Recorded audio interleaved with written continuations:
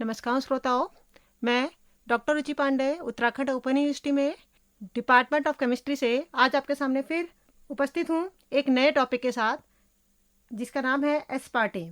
Aspartame वैसे तो एक आर्टिफिशियल स्वीटनर है, जिसको हम आर्टिफिशियल स्वीटनर के नाम से यानी कि गैर पोषक मिठास के नाम से जानते हैं, और ये इस समय संसार की सबसे बड़ी समस्या के रूप में उभर के आया है।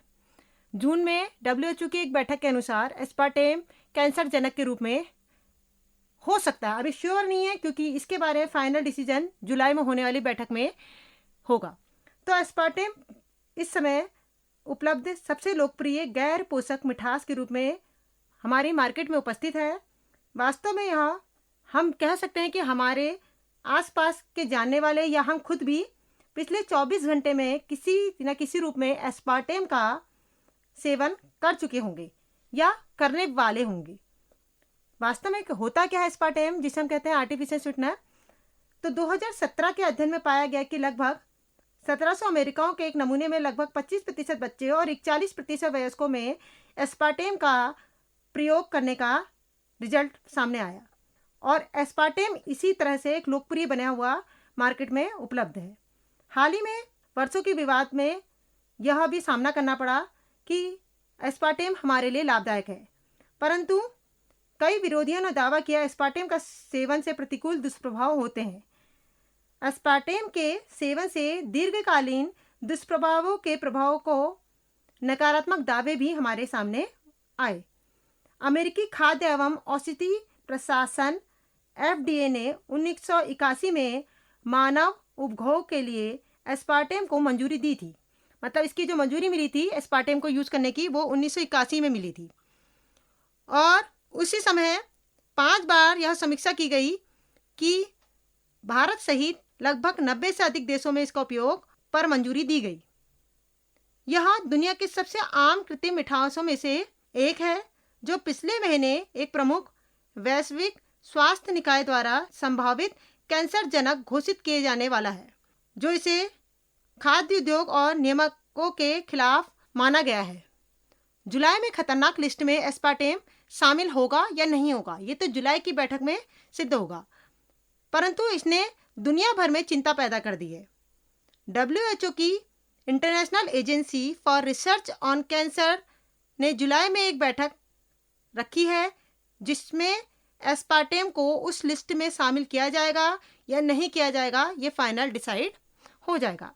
तो प्रश्न उठता है कि एस्पार्टेम जो एक कैंसर जनक के रूप में जून में घोषित हुआ और उस पर अभी भी यह मोहर नहीं लग सकी है कि वो कैंसर जनक है या खतरे का कारक है या नहीं है, तो वह एस्पार्टेम है क्या आखिर? एस्पार्टेम एक तरह का कार्बनिक यौगिक है। वास्तव में ये कार्बनिक यौगिक है जिसका अणु सूत्र C14 H18 N2O5 होता है। यह मार्केट में शुगर फ्री के नाम से प्रचलित है। यह कृत्रिम मिठास उत्पन्न करने वाले डाईपेप्टाइड का मेथिल एस्टर होता है तथा फेनिल एलेनिन और एस्पार्टिक अम्ल का इसमें कुछ भाग पाया जाता है। एस्पार्टेम में 160 गुना ज़्यादा मिठास international agency for research on cancer के मुताबिक चीनी की तुलना में एस्पार्टेम में 200 गुना मिठास होती है।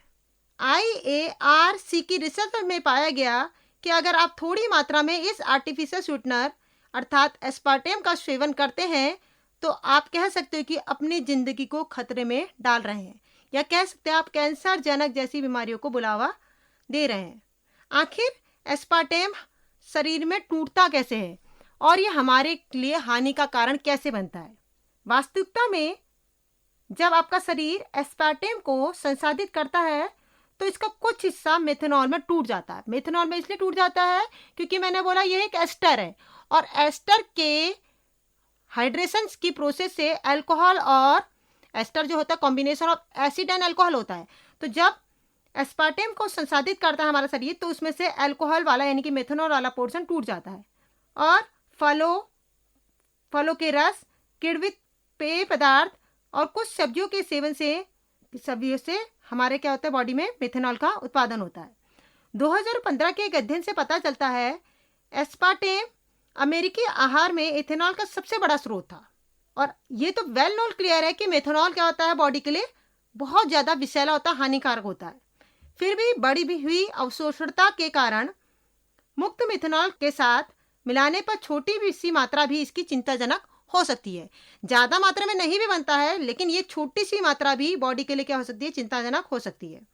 कुछ खाद्य पदार्थों में मुक्त मिथेनॉल मौजूद होता है जो एस्पार्टेम को गर्म करने पर बनता है। नियमित रूप से मुक्त मिथेनॉल का सेवन एक समस्याजनक हो सकता है, जो शरीर में फॉर्मल्डिहाइड, एक ज्ञात कार्सिजेन और न्यूरोटॉक्सिन में टूट जाता है। हालांकि वैज्ञानिक और विशेषज्ञ नियामक समूह शरीर में एस्पार्टेम के सेवन और मेथनॉल और फॉर्मल्डिहाइड उत्पादन और स्वास्थ्य पर पड़ने वाले परिणामों के बीच संबंध के बारे में अति सामान्यीकृत निष्कर्ष निकालने के लिए सावधान करते हैं। लेकिन फिर भी माना गया है कि एस्पार्टेम से मेथनॉल बॉडी के अंदर डेवलप हो जाता है। जैसे कि एक उदाहरण आप ले सकते हैं कि यूरोपीय खाद्य सुरक्षा प्राधिकरण और खाद्य एवं औषधि प्रशासन ने नोट किया कि एस्पार्टेम के सेवन से उत्पन्न मेथनॉल और फॉर्मल्डिहाइड के आहार संबंधी जोखिम से सुरक्षा संबंधी चिंता पैदा नहीं होती है। लेकिन जब न्यू रिसर्च अभी आई तो उसमें ये क्लियर हुआ कि पहले ये माना गया था इससे ज़्यादा चिंता उत्पन्न नहीं होती है क्योंकि मेथनॉल की क्वांटिटी बहुत कम होती है। लेकिन न्यू रिसर्च के अकॉर्डिंग मेथनॉल अभी हमारे लिए हानिकारक भी है, और क्योंकि ये एस्पार्टेम से उत्पन्न होता है तो कह सकते हो इनडायरेक्टली हमारे लिए एस्पार्टेम बहुत ही हानिकारक के रूप में सामने आया है। एस्पार्टेम दुनिया में सबसे अधिक अध्ययन किए गए NNS में से एक है। कई नियामक एजेंसियों ने पुष्टि की है कि एस्पार्टेम और टूटने वाले उत्पाद सुरक्षित हैं। सामान्य आबादी में जैसे कि शिशुओं, बच्चों और गर्भवती महिलाओं लोगों के लिए यह उपयोग करना अनुमोदित है। मतलब कहने का मतलब लाभदायक है, मतलब इससे कोई साइड इफेक्ट नहीं होते हैं।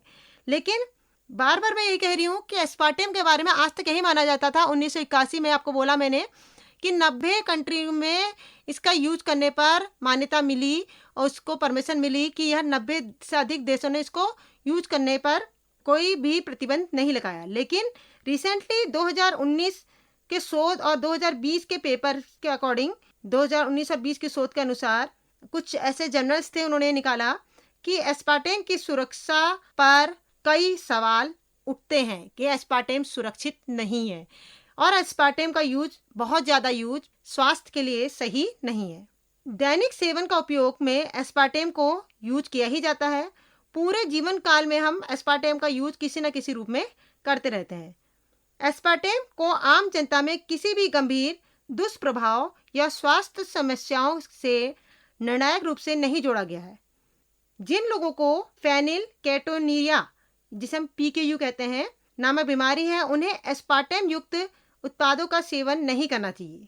PKU एक दुर्लभ आनुवंशिक बीमारी के रूप में जानी जाती है जिसका निदान जन्म के समय ही अगर हो जाए तो ठीक है, अन्यथा PKU वाले लोग फेनिल एलेनिन को ठीक से संसाधित करने में सक्षम नहीं है, इसलिए यह शरीर में खतरनाक रूप से एक स्तर के रूप में जमा हो जाता है।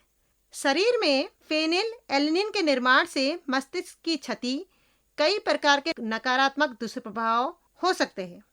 फेनिल एलेनिन वास्तव में क्या है, एक तरह का अमीनो एसिड है जो मांस, मछली, अंडे, डेयरी उत्पाद और प्रोटीन जैसे स्रोतों में पाया जाता है। और इन स्रोतों में से पाए जाने के साथ साथ यह एस्पार्टेम के 2 अवयवों में से एक है। कहने का मतलब है या तो इसमें मेथनॉल होगा या फॉर्मल्डिहाइड। एस्पार्टेम बॉडी के अंदर जाके मेथनॉल और फॉर्मल्डिहाइड के रूप में क्या होता है, ब्रेक होता है। मौजूद फेनिल एलेनिन TD की अनियंत्रित मांसपेशी गतिविधियों को यह तेज कर सकता है, और जो लोग सिजोफ्रेनिया नामक दवाई ले रहे हैं उनको भी एस्पार्टेम से बचना चाहिए। एस्पार्टेम में जो TD के अनियंत्रित मांसपेशी गतिविधियों को तेज करने की स्पेशल क्षमता होती है। इसके अतिरिक्त यह उन्नत यकृत वाले लोगों के लिए भी बहुत ज़्यादा हानिकारक माना गया है। हाइपर फेनिल एलेनिन से पीड़ित व्यक्ति वैज्ञानिक निश्चितता के विभिन्न स्तरों के साथ दावे किए गए हैं, जिसमें एस्पार्टेम को कई दुष्प्रभावों और प्रतिकूल स्वास्थ्य परिणामों से जोड़ा गया है। जिससे कई बीमारियां जैसे कि कैंसर, सिर दर्द, एलर्जी, त्वचा संबंधी अवसाद, ध्यान अभाव, सक्रियता विकार, चक्कर आना, भार बढ़ना, मीठी लालसा, भूख को सेवन को बढ़ाना, बैक्टीरियल इन्फेक्शन, मधुमेह, दिल की बीमारी आदि रोग होने की संभावना रहती है। कई रिपोर्टों में यह पाया गया कि प्रत्येक स्वस्थ परिणाम के लिए बहुत कम अध्ययन इसके मिले हैं और एस्पार्टेम का यूज शरीर पर सही प्रभाव नहीं दिखाता है। अब एस्पार्टेम अगर सही नहीं है, कहने का मतलब है आप जिसे आप आर्टिफिशियल स्वीटनर कहते हैं वो सही नहीं है, तो हर किसी चीज़ के प्राकृतिक विकल्प भी हैं। अगर आप एस्पार्टेम का यूज ना करते वो उस प्राकृतिक विकल्पों का यूज करें तो धीरे धीरे वो लाभदायक होगा और शरीर को उसकी आदत भी पड़ जाएगी। जैसे कि यदि आप एस्पार्टेम युक्त उत्पादों से बचना चाहते हैं तो प्राकृतिक NNS विकल्प यूज कर सकते हैं, जैसे कि भिक्षु फल एक फल होता है, आप देखिएगा उसको। भिक्षु फल और स्टीविया दोनों ही प्राकृतिक 0 कैलोरी वाले मिठास वाले फल होते हैं।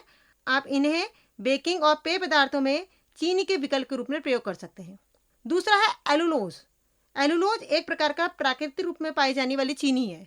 एलुलोज प्राकृतिक रूप में पाई जाने वाली चीनी है जो मुख्य रूप से अंजीर में, किशमिश में, गेहूं में, मेपल में, गुड़ में पाई जाती है। यानी कि ये मिठास स्वयं की उत्पन्न करते हैं, प्राकृतिक रूप से उत्पन्न करती हैं, जो शरीर पर साइड इफेक्ट नहीं डालती हैं।